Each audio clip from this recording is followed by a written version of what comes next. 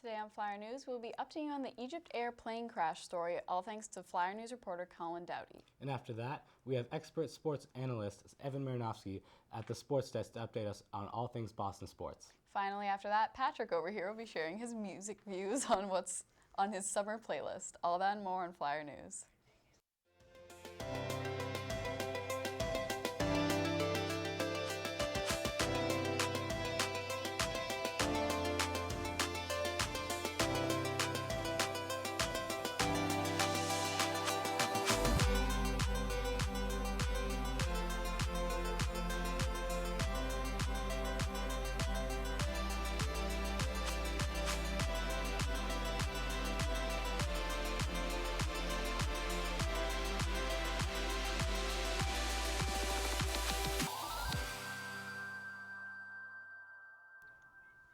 Good morning, Framingham High School, and welcome back to another edition of Flyer News. I'm Patrick Cassidy. And I'm Julie Carson. Today is Monday, May 23rd, a day 5 with periods running BDCGF.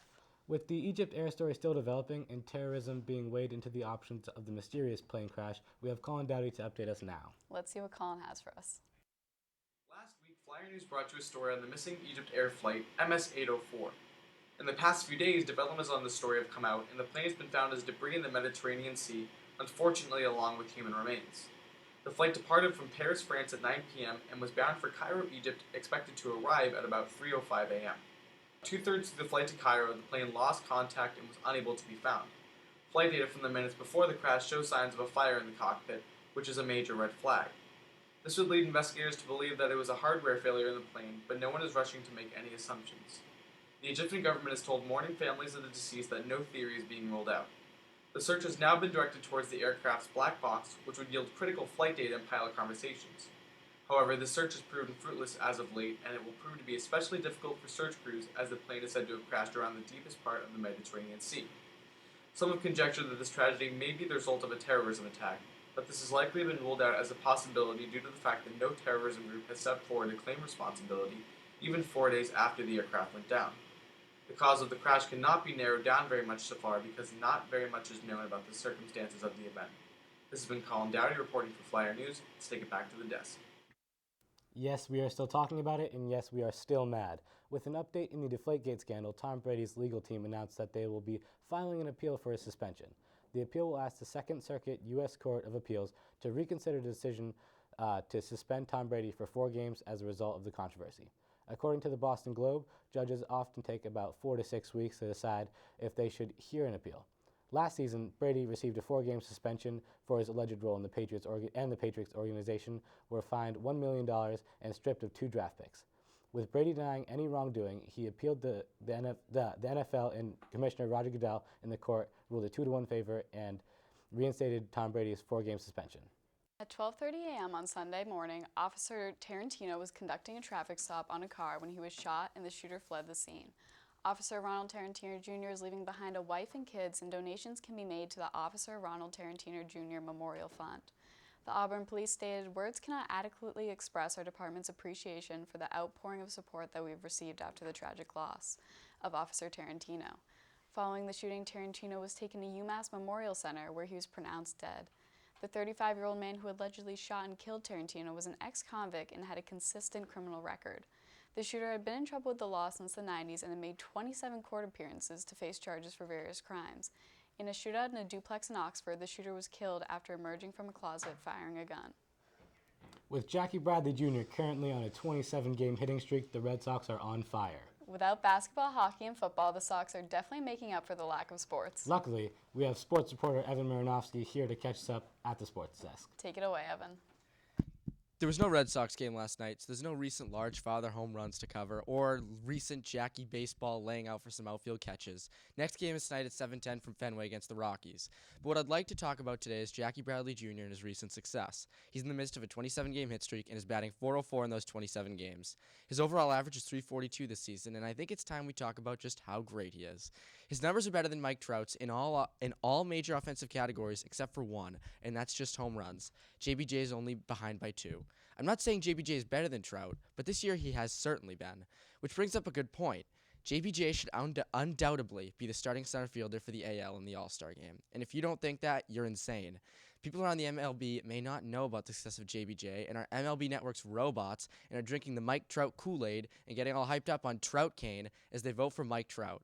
Well, I'm here to say no. The JBJ bandwagon isn't loaded yet, and there's still a lot of room on board to vote for Jackie to be the center fielder in the All-Star game. That's enough about Jackie Bradley Jr. Have a great day, FHS. With summer just around the corner, we are lucky to have a new edition of Pat's Playlist with my co-anchor, Patrick Cassidy. He has built up a summer playlist that everyone should check out. Introducing 3 songs from that list, we have Patrick now. Hello FHS and welcome back to an all-new summer edition of Pat's Playlist. So, all new this week, I'll be sharing everyone a new summer playlist with, in my opinion, are some essential summer songs. You can find my playlist on for the 2016 summer on my SoundCloud. It's not a mixtape, don't worry, but here's the link. Check it out. So, to kick things off this week, first on the summer 2016 playlist is Anderson .Paak and his song The Season / Carry Me from his album Malibu. This song embodies summer because it really just gives off that mellow summer vibe. Personally, this whole album has really a summer way to it, but you can check out a quick sample of The Season Carry Me right now.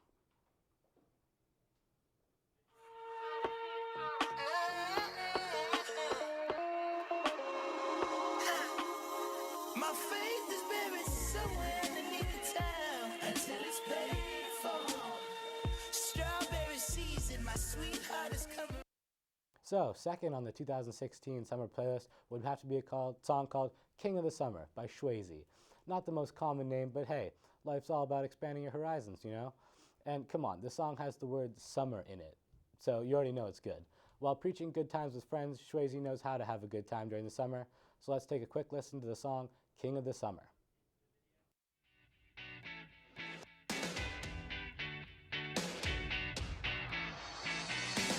If you're looking for a good time, oh yeah, and you've been waiting for the sunshine, oh. My third, but not final song to add to this week's playlist is from my man Felly, and it's a perfect jam to the summer. While literally all of his songs could fit in this category, I had to pick one. This song, called Waiting on the Sunrise, is the perfect song to exemplify summertime relaxation. Although Felly can only be found on SoundCloud, so can my playlist. So who needs Spotify? To be honest, it's overrated. Here's a sample from Waiting on the Sunrise by Felly. Waiting on the sunrise, they lonely. I see it when they walk by. They only just caught up in these hard times. It's okay, just take it. Thank you for everyone for tuning in to this week's episode of Pat's Playlist with your host, Patrick Cassidy. You can check out my playlist on my SoundCloud link for some sweet summer jams. Thanks for watching, FHS.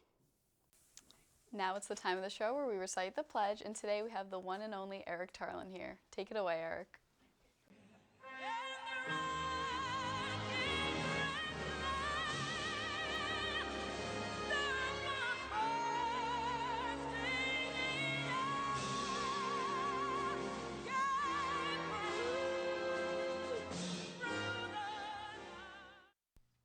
Please stand for the pledge. I pledge allegiance to the flag of the United States of America and to the republic for which it stands, one nation, under God, indivisible, with liberty and justice for all.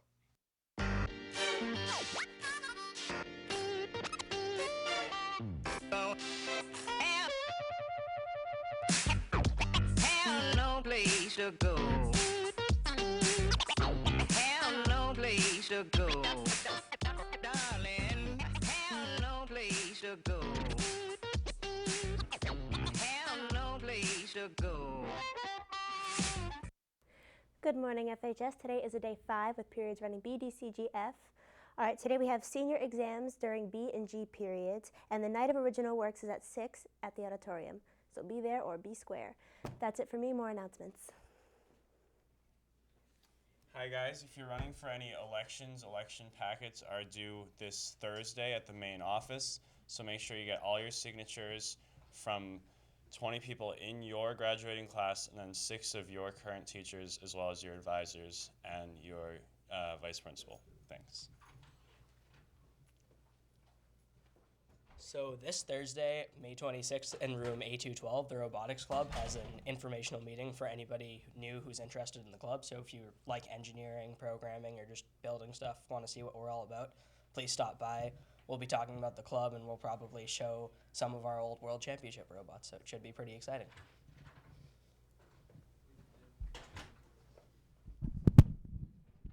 Hey guys, so 2 days until the NHS charity lip sync battle. It's this Thursday at 2:30 in the library closed classroom. You don't need to be in NHS to participate.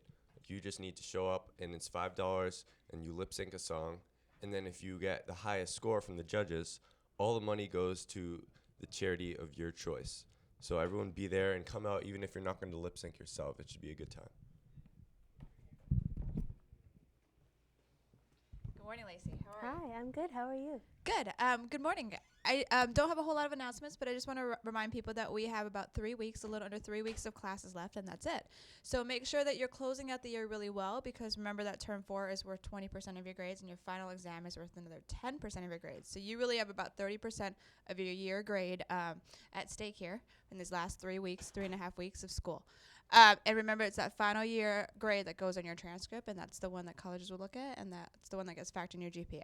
So just keep that in mind as you set your goals, and let's close out the year really well. And that's it for me. All right, period B, guys. That's really scary. Well, that wraps up today's show of Flyer News. If you wish to see this broadcast again, tune in to channels 8 Comcast, 15 RCN, 41 Verizon Fios at 5 and 8 o'clock. You can also see this and other broadcasts on our YouTube channel. I'm Julie Carson. And I'm Patrick Cassidy. Have an awesome Tuesday, Framingham.